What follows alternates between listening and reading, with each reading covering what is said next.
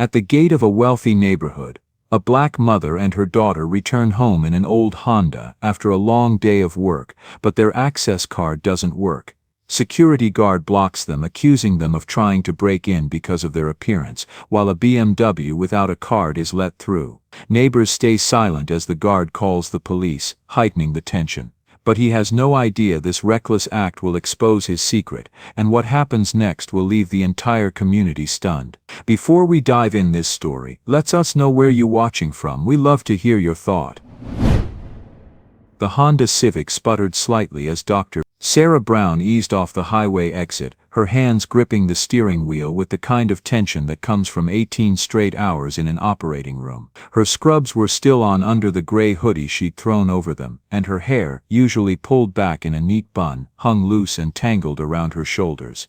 She hadn't looked in a mirror since dawn, and she didn't care. "Mom, are we almost home?" Emma's voice drifted from the back seat, small and tired. "2 more minutes, baby," Sarah said, glancing in the rearview mirror at her 12-year-old daughter, who was slumped against the window with her backpack still strapped to her chest. Emma had spent the day at her friend's house while Sarah worked a double shift covering for a colleague.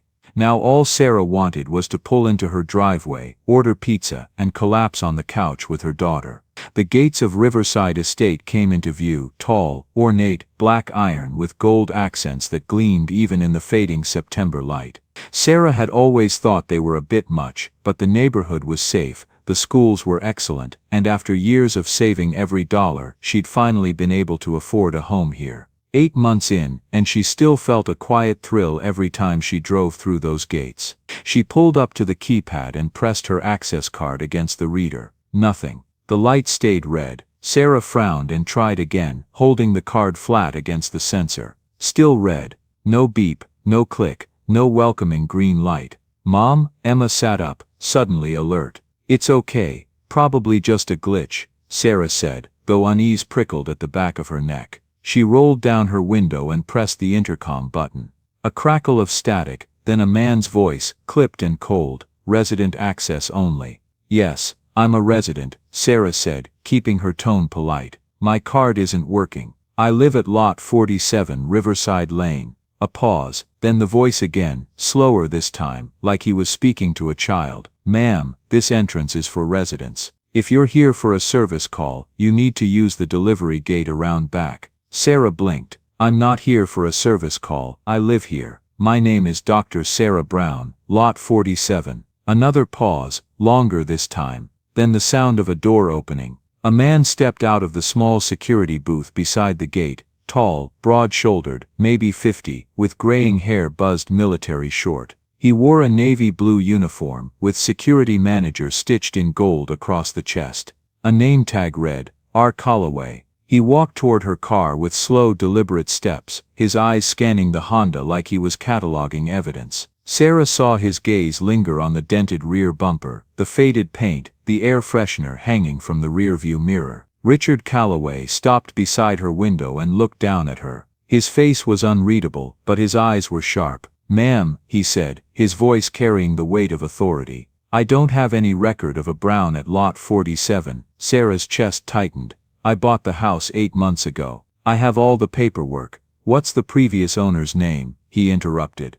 Sarah's mind blanked for a second. She'd dealt with so many lawyers, so many documents. "Patterson, I think, or Peterson. I'd have to check." "You'd have to check," Calloway repeated, his tone flat. He pulled a clipboard from under his arm and flipped through several pages. "I've been managing security here for 12 years. I know every resident, and I've never seen you." "That's because I work nights," Sarah said, her voice rising slightly despite herself. "I'm a cardiac surgeon. I'm barely home during the day." Calloway's eyes flicked to her hoodie, her messy hair, the bags under her eyes. "A surgeon," he said. Not quite a question, not quite a statement. "Yes," Sarah said firmly. "At St. Matthew's Hospital. I can show you my ID, my deed, whatever you need. Just let me get my bag from the trunk."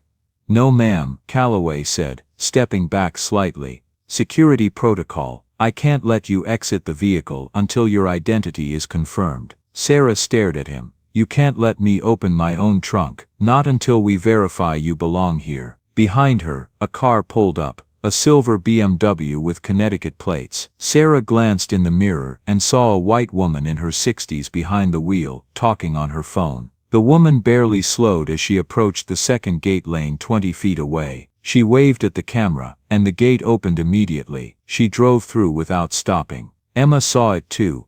"Mom," she whispered, her voice tight with confusion. Why did she get to go through? Sarah's hands tightened on the wheel. She looked back at Calloway, who stood with his arms crossed, waiting. "Can you at least check your system?" Sarah asked, forcing calm into her voice. "My name should be there. Dr. Sarah Brown, Lot 47. Calloway didn't move. "Ma'am, if you can't provide proof of residency right now, I'm going to have to ask you to leave the premises. I just told you, the proof is in my car. Then you'll need to come back during business hours with the proper documentation and schedule an appointment with the main office." "Schedule an appointment," Sarah repeated slowly, "to enter my own home." Calloway's jaw tightened. "Ma'am, don't make this difficult." Emma's voice came from the back seat, shaky now. "Mom, what's happening?" Sarah closed her eyes for a brief second, took a breath, and opened them again. "Sir, my daughter is exhausted. I'm exhausted. I've been at the hospital since 3 this morning, saving lives. All I want is to go home. Please, just check your system. My name is there." For a moment, Calloway said nothing. Then he lifted his radio to his lips and pressed the button. "Unit 2, Unit 3, report to main gate. Need backup for a potential unauthorized entry attempt." Sarah's stomach dropped. "What are you, ma'am?" "Stay in your vehicle," Calloway said, his voice harder now. Emma started to cry. 2 more security guards appeared within a minute, one older, maybe 60, with a thick mustache, and one younger, mid-20s, with nervous eyes. They flanked Calloway, forming a wall of navy blue uniforms in front of Sarah's car. The younger one, his name tag read J. Ellis, looked uncomfortable. He glanced at Sarah, then at Calloway, then back at Sarah. "What's the situation?" the older guard asked. "Unverified individual claiming to be a resident," Calloway said, not taking his eyes off Sarah. "No ID provided, can't confirm ownership." "I offered to show you ID," Sarah said, her voice louder now, frustration cracking through. "You won't let me get it." "Ma'am, I'm going to need you to answer some questions first," Calloway said. He pulled a pen from his pocket and clicked it once, poising it over his clipboard. "How long have you claimed to live here?" 8 months. "And what's your occupation?" "I already told you, I'm a cardiac surgeon." Calloway's eyes narrowed. "At which hospital?" "St. Matthew's Sid." "And how did you afford a home in this neighborhood?" he asked, his tone casual, but the question hit Sarah like a slap. She stared at him.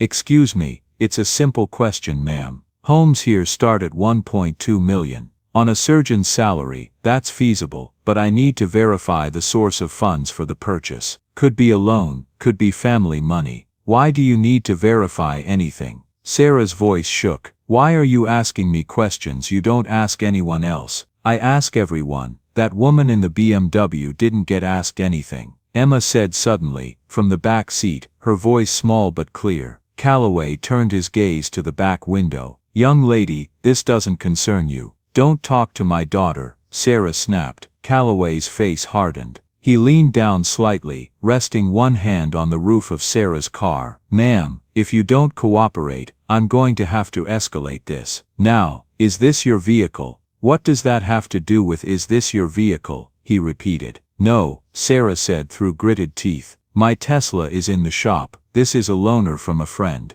"Whose friend?" "What? Whose friend loaned you this car? What's their name?" Sarah's breath came faster. She felt heat rising in her chest, her face. "Why does that matter?" "Because I need to confirm your story," Calloway said. "You're driving a car that's not yours, you don't have ID readily available, and you claim to own property in a community where I've never seen you. That raises red flags." Jake Ellis, the younger guard, shifted his weight. "Sir, maybe we should just run her name through the system. I'll decide what we do, Ellis." Calloway cut him off. Sarah looked past Calloway, past the guards, toward the gate. Another car had pulled up to the second lane, a white man in a polo shirt driving a pickup truck. He waved, the gate opened, he drove through. "This is insane," Sarah whispered. Calloway straightened up. "Ma'am, I'm going to need you to step out of the vehicle.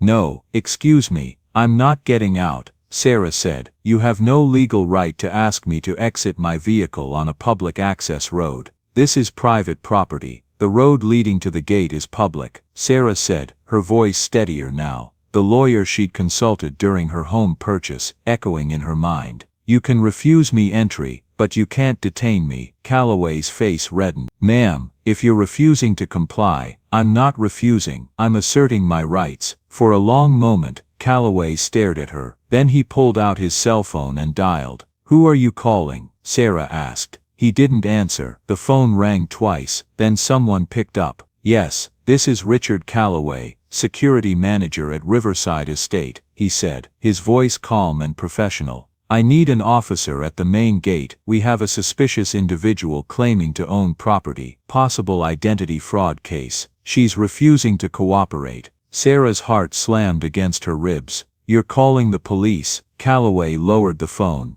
Ma'am, you've left me no choice. Emma was sobbing now, her hands pressed against the window. Mom, I'm scared. It's okay, baby, Sarah said, her voice breaking. Mommy's going to fix this. But even as she said it, she didn't know if she believed it. The minutes dragged. Sarah sat in her car, with the engine still running, Emma crying softly in the back seat. Calloway and the two other guards stood a few feet away, Calloway speaking into his radio, the older guard checking his phone, and Jake Ellis looking anywhere but at Sarah. A small crowd had begun to gather, 3 people standing on the sidewalk just beyond the gate, watching. One of them was Mrs. Ashford, a woman Sarah had seen at the neighborhood 4th of July barbecue. They chatted briefly about Emma's school. Mrs. Ashford had seemed nice. Now Mrs. Ashford stood with her arms crossed, whispering to the man beside her. Sarah rolled down her window. Mrs. Ashford, she called.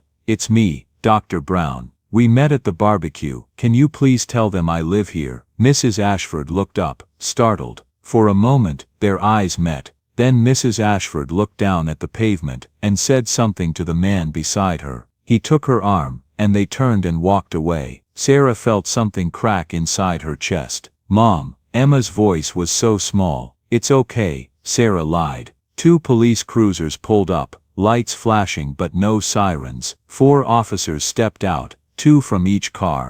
One of them, a Latina woman in her 40s with sharp eyes and her hair pulled back tight, approached Calloway first. Her name tag read Martinez. What's the situation?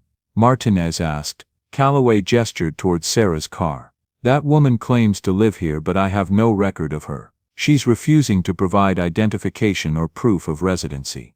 I believe she may be attempting to gain unauthorized access, possibly for burglary purposes. Sarah's mouth fell open. Burglary? Are you kidding me? Martinez held up a hand. Ma'am, I'll get to you in a moment. She turned back to Calloway. Has she made any threats, attempted to force entry? No, but she's been evasive and uncooperative. I offered to show him my documents, Sarah said loudly. He wouldn't let me get them. Martinez finally looked at Sarah, really looked at her. She took in the Honda, the hoodie, the exhausted woman behind the wheel and the crying child in the back seat. Something shifted in her expression. Ma'am, Martinez said, walking closer. Can you tell me your name? Dr. Sarah Brown. And you're claiming to live here. I'm not claiming, Sarah said, her voice tight. I do live here, lot 47 Riverside Lane. I bought the house 8 months ago.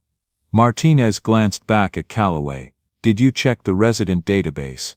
She's not in the system, Calloway said quickly. Did you run her name? Calloway hesitated. I reviewed the list for lot 47. There's no Brown registered. Martinez frowned. That's not what I asked. Did you run her name through the system? I didn't see the need. Run it, Martinez said, her tone leaving no room for argument. Calloway's jaw tightened, but he pulled out a tablet from the security booth and tapped at the screen. Sarah watched his face. She saw the exact moment he found her name. His eyes widened, just slightly, and his mouth pressed into a thin line. Well, Martinez said. Calloway looked up. There's a flag on the account. What kind of flag? It says suspicious activity, investigate before reactivating access. Sarah's breath stopped. What? Martinez stepped closer to Calloway. Who put that flag there? Calloway didn't answer. Mr. Calloway, Martinez said slowly. Who authorized that flag? I did, Calloway said finally. 2 weeks ago I noticed irregular activity. The resident was never home during standard hours. The property appeared unoccupied. So you suspended her access. Martinez's voice was ice. I was following protocol. What protocol allows you to unilaterally suspend a verified resident's access without notice or cause? I have the authority to investigate. That's not what I asked. The second officer, a white man named Brooks, had walked over to the security booth and was examining the tablet. He looked up, his face grim. Martinez, you need to see this. Martinez walked over. Brooks showed her the screen. Sarah couldn't see what they were looking at, but she saw Martinez's expression darken.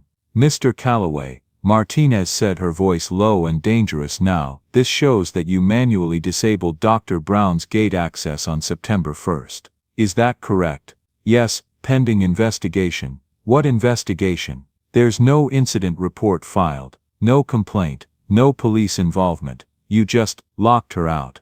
I was doing my job. Your job, Martinez said, stepping closer to him, is to ensure resident safety, not to play judge and jury over who you think belongs here. Calloway's face flushed. I've been managing security for this community for 12 years. I know when something doesn't, but Martinez cut him off. Doesn't look right to you. The air went still. Calloway opened his mouth, then closed it. Jake Ellis, who had been silent this whole time, suddenly spoke up. Sir, I need to say something. Calloway turned sharply. Ellis, not now. No, I have to, Jake said, his voice shaking slightly but determined. He looked at Martinez. This isn't the first time. Sarah's heart clenched. Martinez's eyes narrowed. Explain. Jake swallowed hard. 4 months ago there was a family, Indian family, I think. Mr. Calloway stopped them at the gate for over an hour. He kept saying they looked like landscaping crew even after they showed him their deed.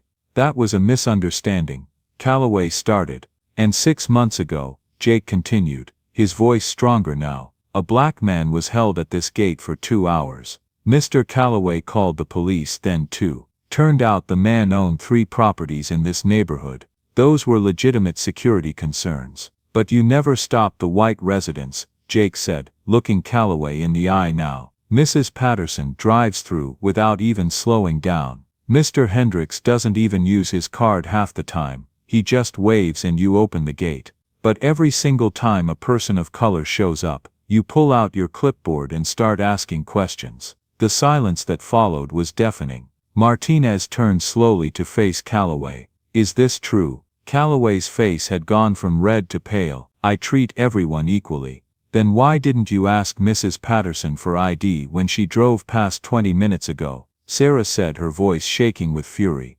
I watched her. She waved at the camera, and you opened the gate. No questions, no clipboard, nothing. That's different.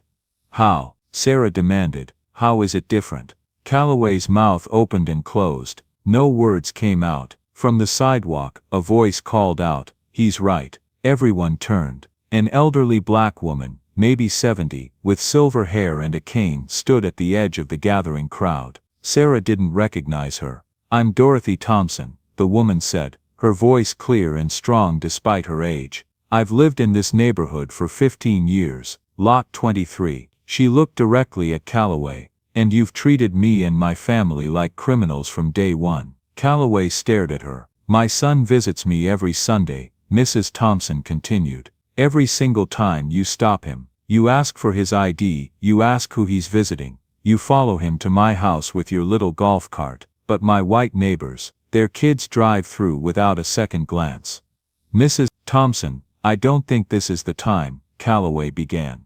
Oh, this is exactly the time, she said, stepping closer, leaning on her cane, because I've been quiet for 15. I didn't want to make trouble. I didn't want to be that angry black woman.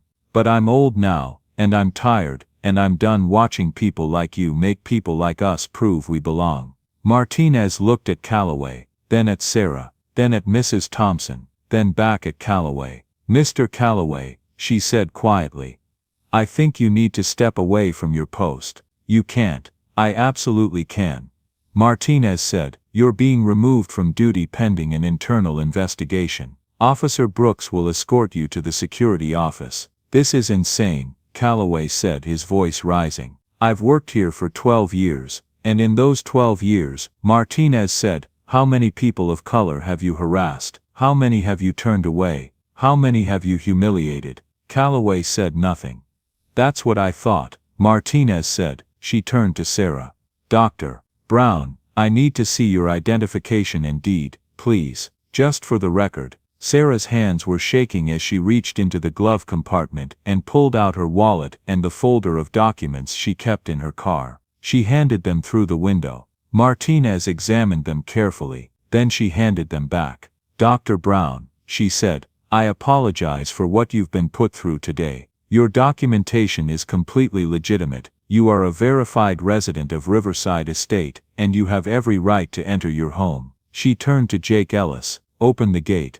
Jake almost ran to the booth. The gate slid open with a smooth mechanical hum. Sarah sat there for a moment, not quite believing it.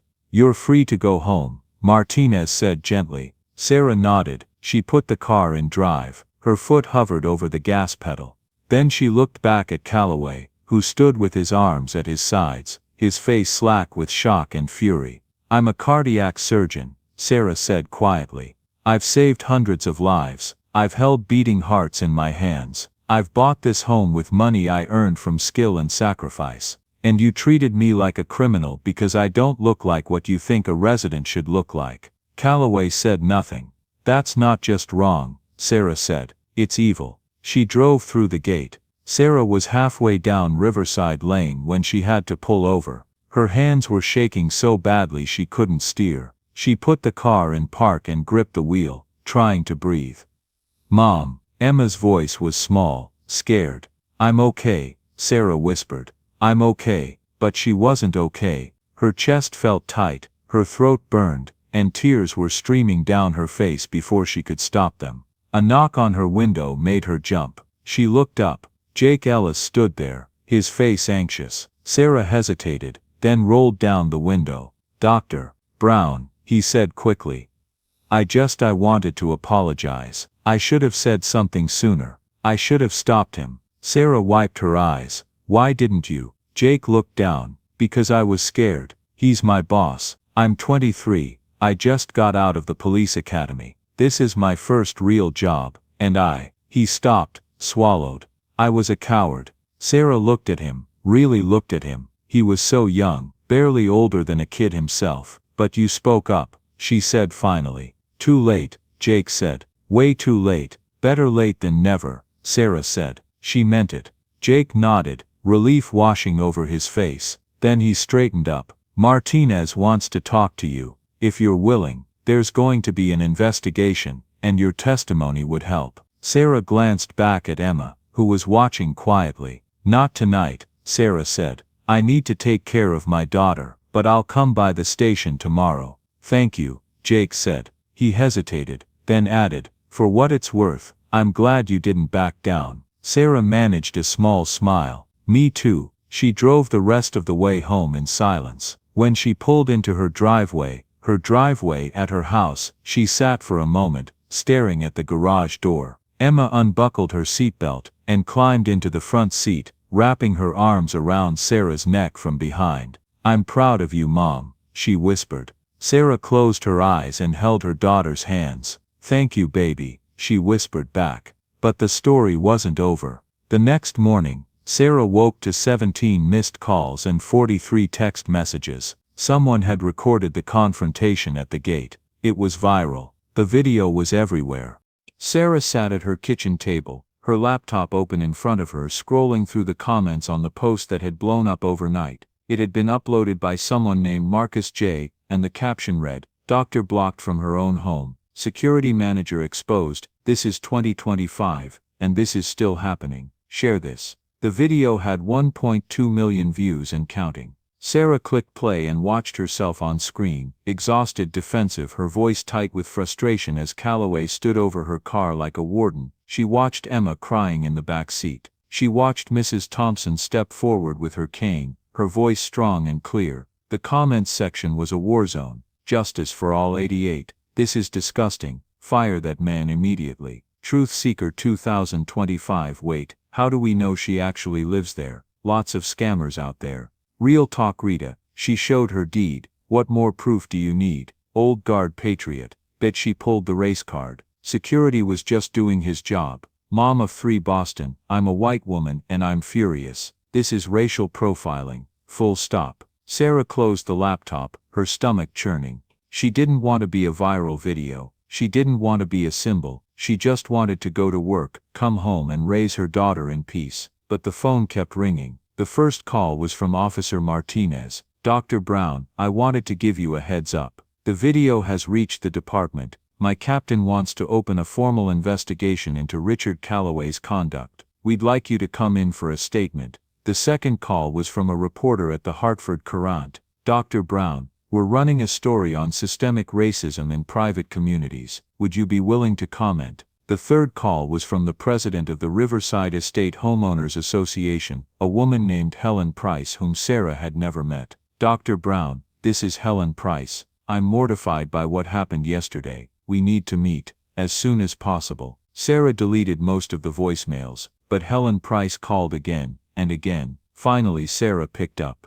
Dr. Brown, thank God, Helen said, her voice breathless. I've been trying to reach you all morning. I can't tell you how sorry I am. Are you calling because you're sorry? Sarah interrupted. Or because the video went viral? A pause. Both Helen admitted. Dr. Brown, what happened to you is unacceptable. Richard Calloway has been suspended without pay, and the board is meeting tonight to discuss termination. But we need to do more than that. We need to make this right. How? Sarah asked flatly. I'd like to invite you to tonight's emergency board meeting. I think you deserve to be heard. Sarah almost said no. She wanted to stay home, lock the doors and pretend this wasn't happening. But then she thought of Mrs. Thompson's voice. I've been quiet for 15 years. What time? Sarah said. That evening Sarah walked into the Riverside Estate clubhouse wearing the same clothes she'd worn the day before. Jeans, hoodie, sneakers. She hadn't dressed up. She wasn't performing. The boardroom was full, 12 people seated around a long mahogany table,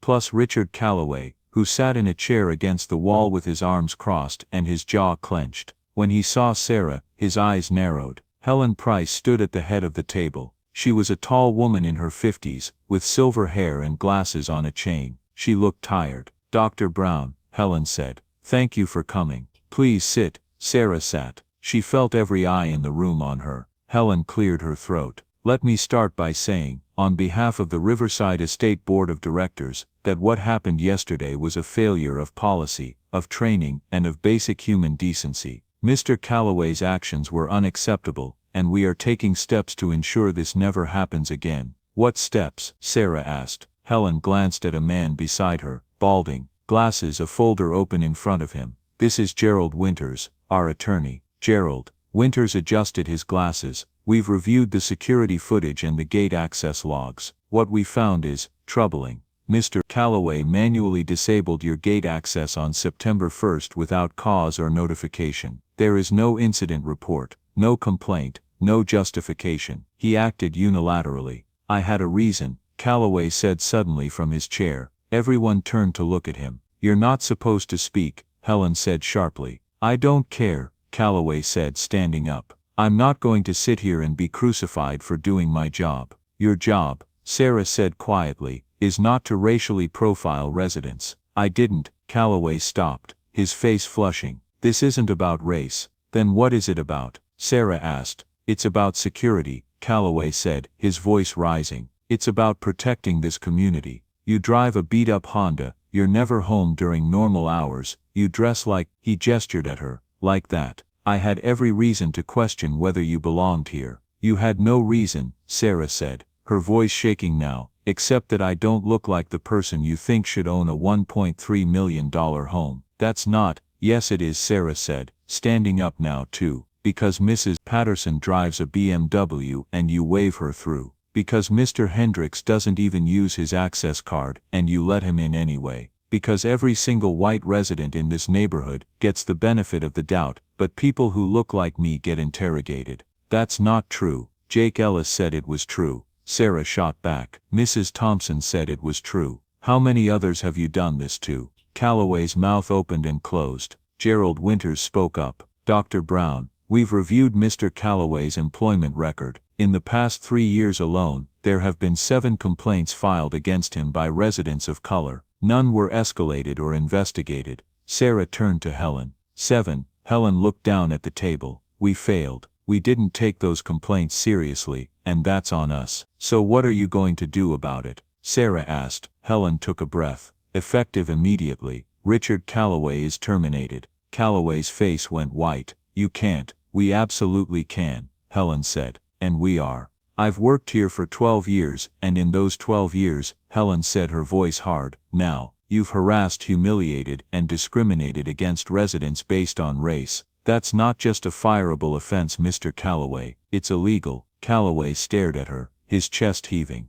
Then he grabbed his jacket from the back of the chair and stormed toward the door. He stopped in front of Sarah. This is all because of you, he said, his voice low and venomous. Sarah looked him in the eye. No, she said, this is because of you. He left, slamming the door behind him. The room was silent for a long moment after Calloway left. Then Helen spoke. Dr. Brown, I want to be clear. Firing Richard Calloway is only the first step. We're implementing a full review of our security policies, we're bringing in a third-party firm to audit our practices, and we're requiring all staff to complete bias training. That's a start, Sarah said. But it's not enough. Helen frowned. What do you mean? I mean, Sarah said, that this isn't just about one bad security guard. This is about a system that let him get away with it for 12 years. 7 complaints, and not one of them was investigated. That's not incompetence, that's willful ignorance. One of the board members, a white man in his 60s, spoke up. Dr. Brown, with all due respect, we didn't know. You didn't want to know, Sarah said, cutting him off, because it was easier to ignore complaints from people of color than to admit you had a problem. That's not fair. Fair, Sarah said, her voice rising. What happened to me wasn't fair. What happened to Mrs. Thompson wasn't fair. What happened to every person of color who's been stopped, questioned, and humiliated at that gate wasn't fair. So don't talk to me about what's fair. The man looked down. Helen spoke carefully. Dr. Brown, you're right, and I want to make sure this doesn't happen again. That's why I'm asking you to join the board. Sarah blinked. What? We need oversight, Helen said. We need someone who will hold us accountable. I can't think of anyone better than you. Sarah stared at her. You want me to join the board of the community that just locked me out of my own home? I want you to help us fix it, Helen said. Sarah was quiet for a long moment, then she said, I'll think about it. The next day Officer Martinez called again. Dr. Brown, I wanted to update you. We've completed our internal review. Richard Calloway is being investigated for civil rights violations. If the case moves forward, you may be called to testify. I'll testify, Sarah said without hesitation. Good, Martinez said, because there's something else. We pulled the gate logs going back 3 years. Do you know how many times Calloway stopped white residents for verification? How many? Sarah asked. Twice, Martinez said. Out of thousands of entries, and both times, it was because their vehicle had visible damage and he suspected theft. But people of color, 63 stops, and that's just the ones that were logged. Sarah closed her eyes. 63. Dr. Brown, Martinez continued. This is bigger than one incident. The DA's office is considering a pattern and practice investigation. They want to know if you'd be willing to be a lead witness. Yes, Sarah said. Absolutely yes. 2 weeks later, Sarah sat in a conference room at the Greenwich Police Department with Martinez, 2 attorneys from the DA's office, and a woman from the Connecticut Civil Rights Commission. They went through everything, the timeline, the gate logs, the video, the complaints that had been buried. One of the attorneys, a black woman named Keisha Williams, leaned forward. Dr. Brown, I want to be honest with you. Cases like this are hard to win. Calloway will argue he was just doing his job. He'll say he had legitimate security concerns. He'll paint you as overly sensitive. Let him try, Sarah said. There's another issue, Keisha continued. If this goes to trial, your life will be dissected. The defense will look for anything they can use to discredit you. They'll question your finances, your immigration status. I was born in Connecticut, Sarah interrupted. I know, Keisha said, but they'll still try to make you seem foreign. They'll look at your work schedule, your lifestyle, anything they can twist. Are you prepared for that? Sarah thought of Emma, who had barely slept since the incident. She thought of Mrs. Thompson, who had stayed silent for 15 years. She thought of the 63 other people who had been stopped at that gate. I'm prepared, Sarah said. The civil rights lawsuit was filed 3 weeks later. Brown v. Callaway and Riverside Estate HOA. The case alleged racial discrimination, violation of the Fair Housing Act, and intentional infliction of emotional distress. Sarah wasn't asking for money, she was asking for accountability. The story made national news. Sarah was interviewed by CNN, NBC and NPR. She told her story calmly, clearly, without anger. She talked about Emma crying in the back seat. She talked about Mrs. Thompson's 15 years of silence. She talked about systemic racism in spaces that claimed to be exclusive but were really just exclusionary. Richard Callaway gave one interview to a conservative podcast host who framed him as a victim of cancel culture. I was just doing my job, Callaway said on the podcast. I've protected that community for 12 years. I've stopped real threats. But now because I questioned one person who happened to be a minority, my career is destroyed. You didn't just question her, the host said. You called the police, because she was evasive, Callaway said. She couldn't provide ID, she offered to provide ID. You wouldn't let her get it. Callaway hesitated. I was following protocol. What protocol? Callaway didn't answer. The podcast host moved on. But the damage was done. Even his own defender couldn't make his story sound reasonable. 6 months later the case went to trial. The courtroom was packed, reporters, activists, residents from Riverside Estate, and a row of people Sarah had never met but who had driven from across Connecticut to show support. Mrs. Thompson sat in the front row, her cane resting against her knee. Callaway sat at the defense table with his lawyer, a sharp-eyed man named Victor Brennan who specialized in employment law. Callaway wore a suit and tie, his hair freshly cut, his expression carefully neutral. The trial began with opening statements. Keisha Williams stood before the jury, 6 women, 6 men, a mix of ages and races, and spoke clearly. This case is about power. Richard Callaway had power, the power to decide who belonged and who didn't, and he used that power to target people based on race.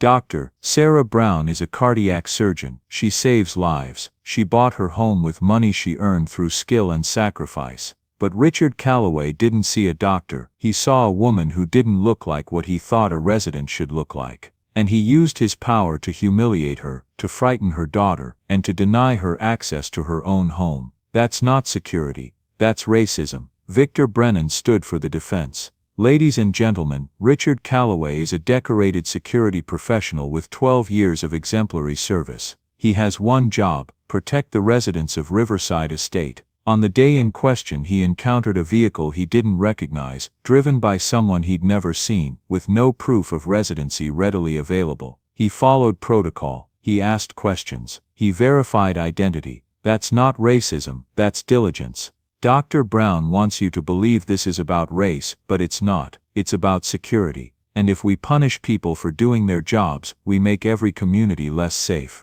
Sarah sat at the plaintiff's table and listened. She felt the weight of every eye in the room. Then Keisha called her first witness. The plaintiff calls Jake Ellis. Jake walked to the stand, his hand shaking slightly as he swore to tell the truth. He looked young in his suit, nervous, but determined. Keisha smiled at him gently.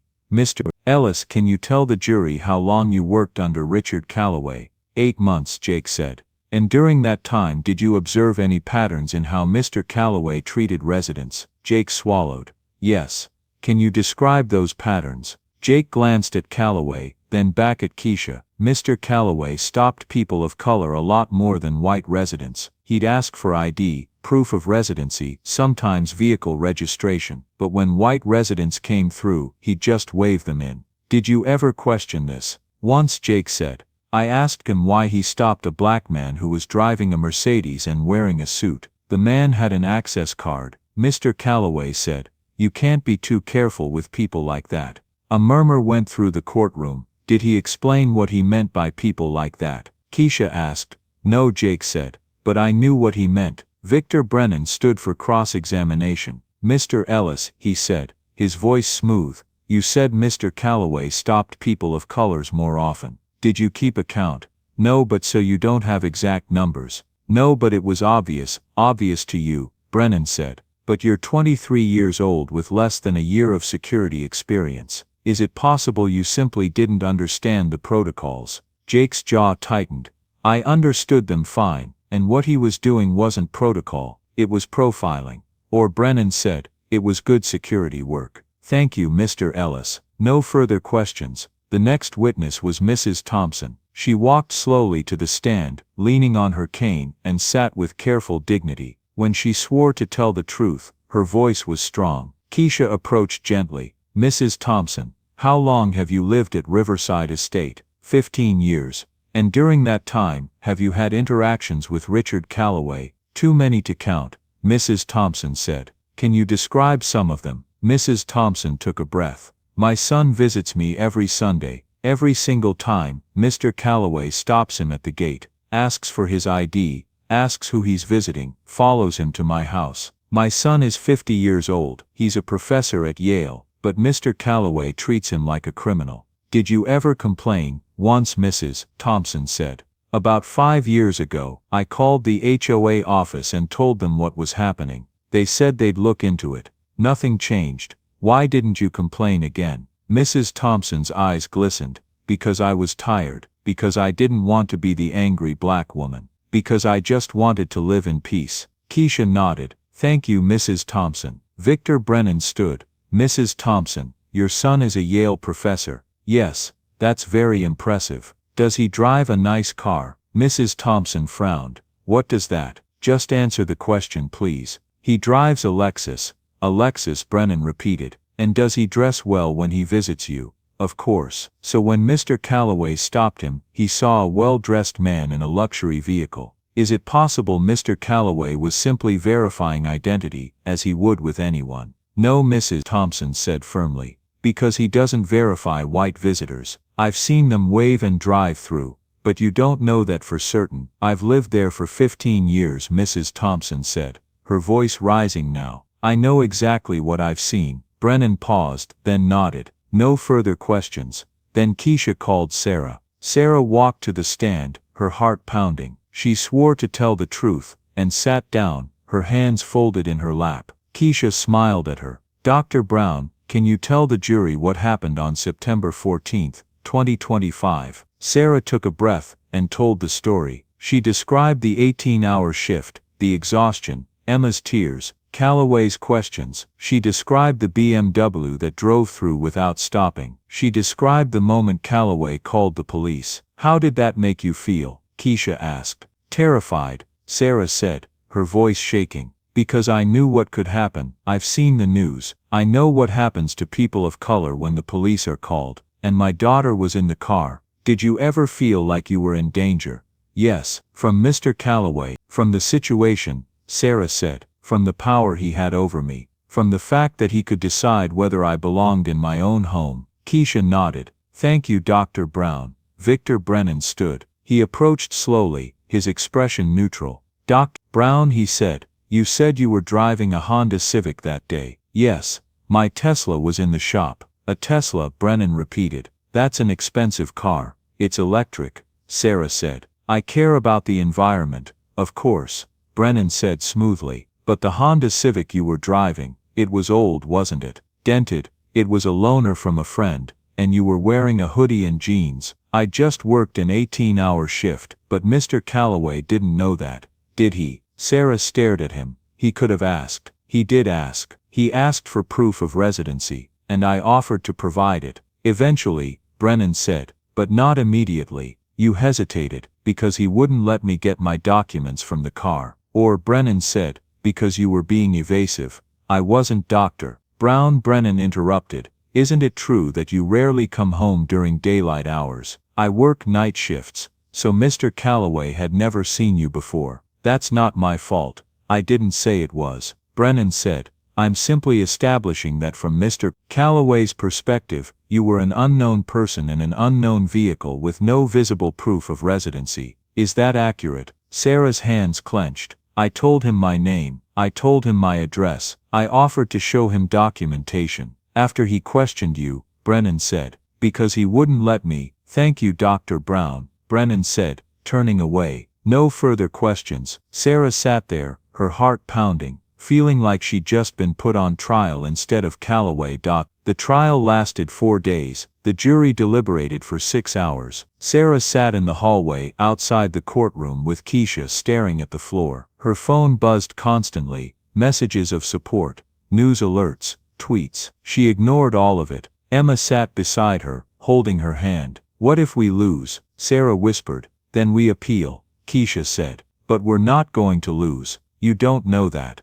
I know the evidence, Keisha said. I know what that jury saw. The bailiff opened the door. They're ready. Sarah stood, her legs shaking. They filed back into the courtroom. Calloway sat at the defense table, his face pale. The jury filed in 12 faces, carefully blank. The judge spoke. Has the jury reached a verdict? We have, Your Honor, the forewoman said. She was a middle-aged Latina woman, a teacher from Stamford. In the matter of Brown v. Calloway and Riverside Estate HOA, on the charge of racial discrimination, how do you find? We find in favor of the plaintiff.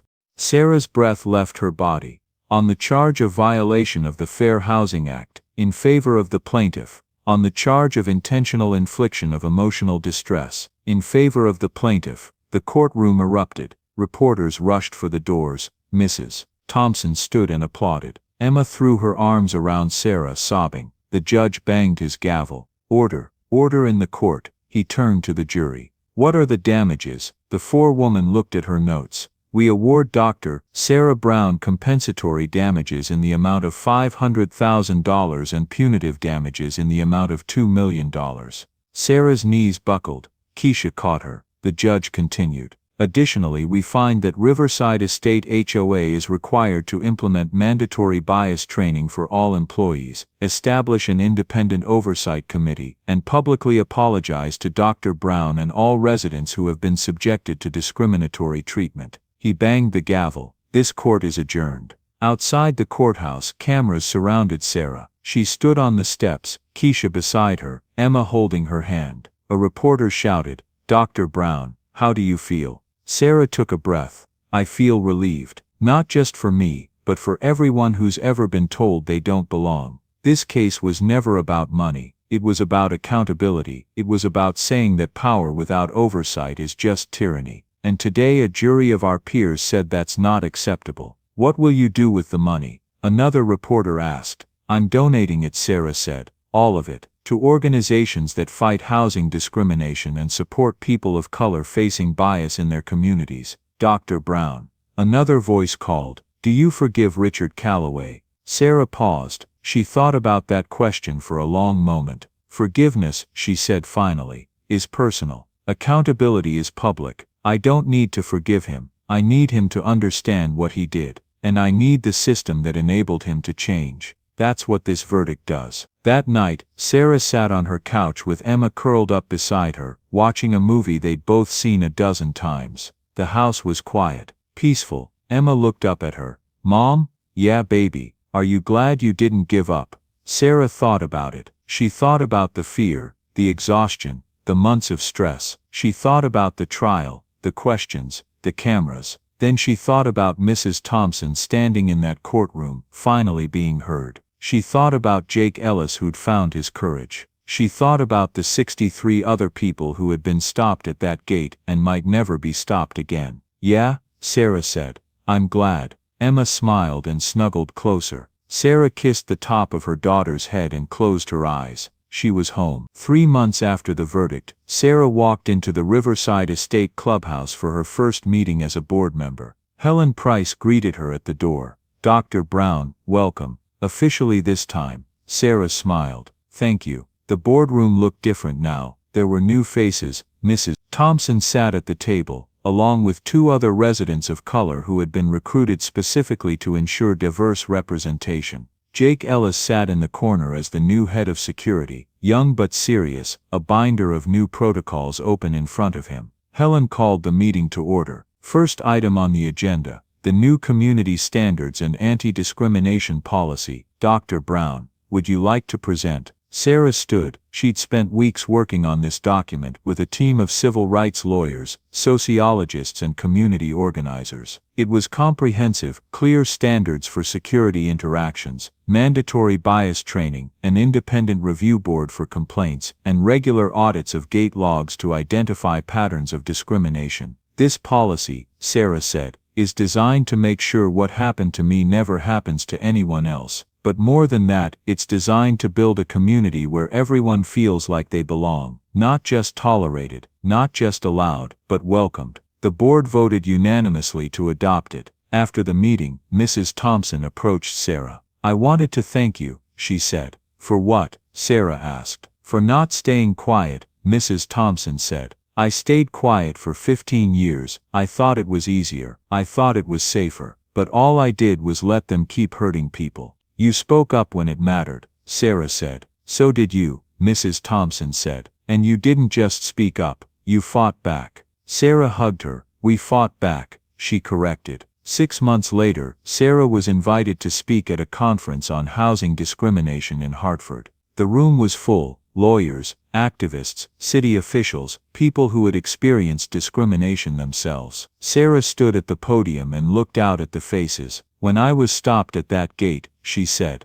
"I had a choice. I could have turned around and driven away. I could have decided it wasn't worth the fight. A lot of people do, because fighting is exhausting. Fighting is public. Fighting means risking everything." She paused. "But here's what I learned: silence is complicity. When we don't fight back against injustice, we're telling the people who perpetuate it that it's okay. We're telling ourselves that we don't matter. And we do matter. Our dignity matters. Our safety matters. Our right to exist in spaces we've earned access to matters." Applause filled the room. "Change doesn't happen because powerful people decide to be nice," Sarah continued. "Change happens because ordinary people say enough, because we document, because we testify, because we refuse to disappear just because someone decided we don't belong." She looked out at the audience. "If you're facing discrimination, document it, record it, report it, and if the system doesn't listen, make noise until it does. You are not alone, and you deserve better." The applause grew louder. That evening, Sarah drove home through the gates of Riverside Estate. Jake Ellis was on duty. He waved, and the gate opened smoothly. Sarah parked in her driveway and sat for a moment, looking at her house. The lights were on inside.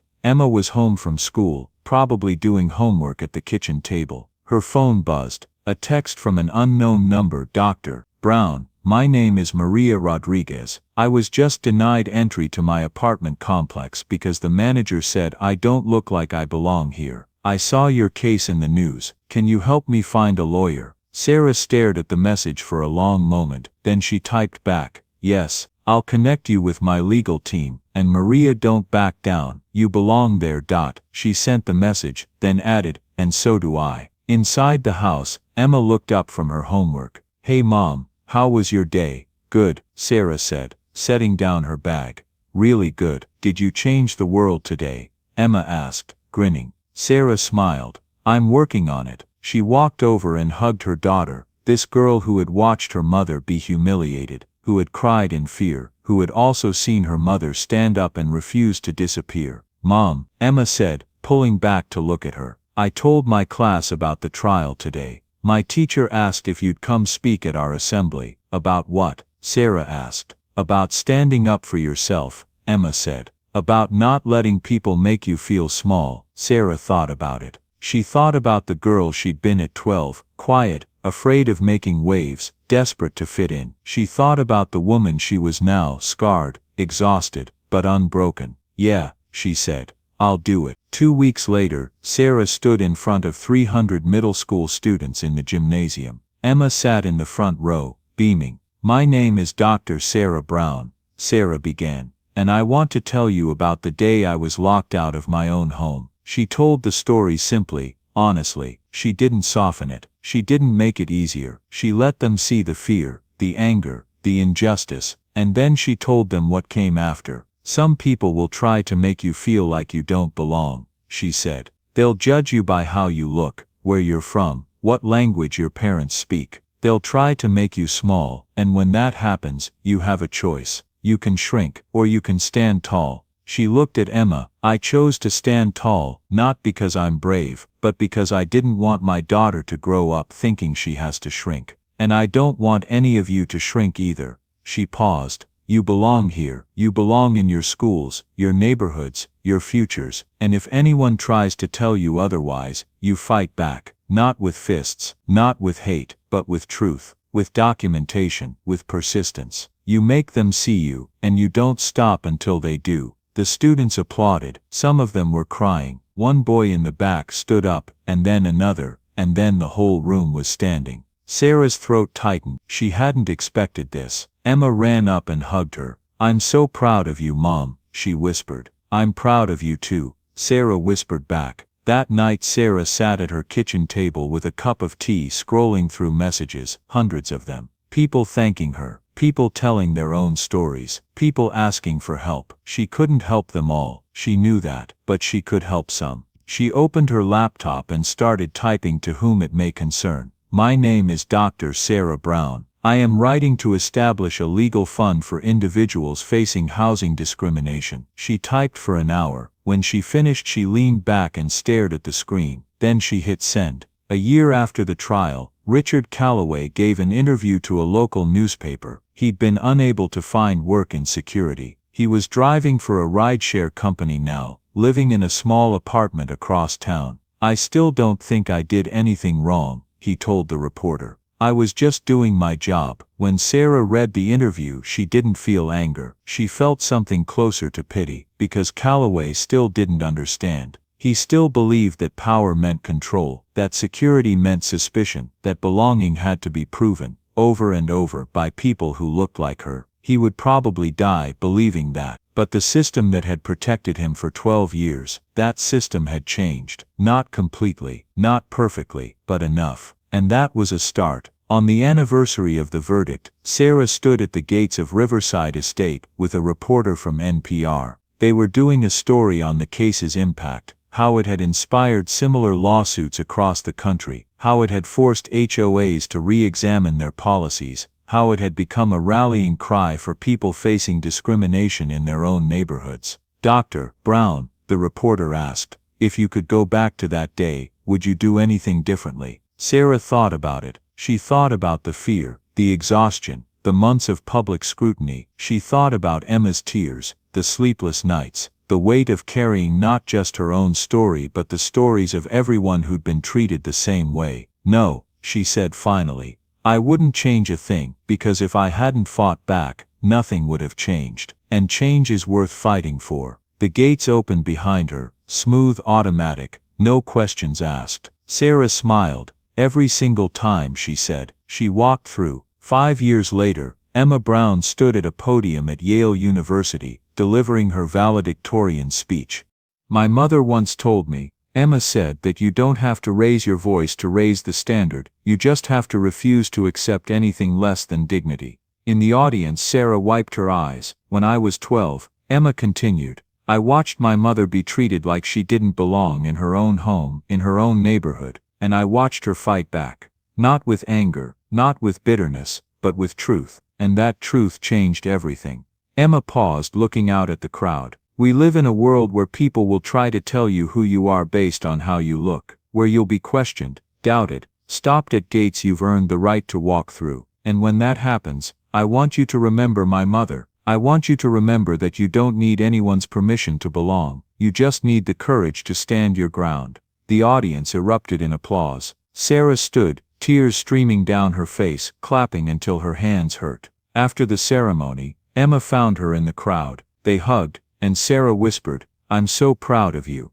"I learned from the best," Emma said. They walked out together, mother and daughter, through doors that had once been closed, into a future they'd fought to make possible. And behind them, the gates stayed open. 10 years after the trial, Sarah Brown received an invitation she never expected. It came in a cream-colored envelope, embossed with the seal of the Connecticut State Legislature. Inside, a formal letter informed her that she had been selected to receive the Governor's Award for Civil Rights Advocacy. The ceremony was held at the state capitol in Hartford. Sarah sat in the front row, Emma beside her, now 22, a law student at Columbia, following in her mother's footsteps of fighting for justice, just in a different way. When Sarah's name was called, she walked to the stage. The governor shook her hand, and a heavy medal was placed around her neck. But Sarah barely felt its weight. What she felt instead was the presence of everyone who had stood with her. She looked out into the audience and saw Mrs. Dorothy Thompson, now 80 years old, still sharp-eyed and dignified. She saw Jake Ellis, who had gone on to become a police officer and was now training other officers in anti-bias protocols.